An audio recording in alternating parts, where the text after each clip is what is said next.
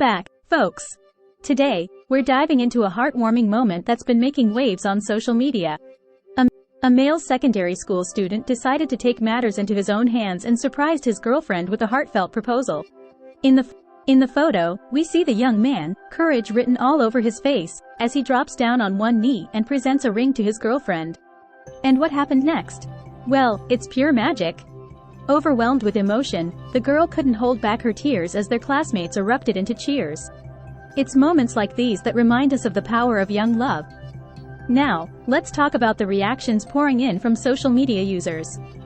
While some found the proposal endearing and heartfelt, others couldn't help but poke fun at the unconventional setting for such a significant event. Hilarious comments have flooded the comments section, with many jokingly suggesting a link between romantic distractions and academic performance. Could young love be to blame for the alleged widespread failure of students in schools? Well, that's up for debate. One thing's for sure, this proposal has sparked quite the conversation online. Kindly check the video description for the video. What do you think about young love in schools? Let us know in the comments below.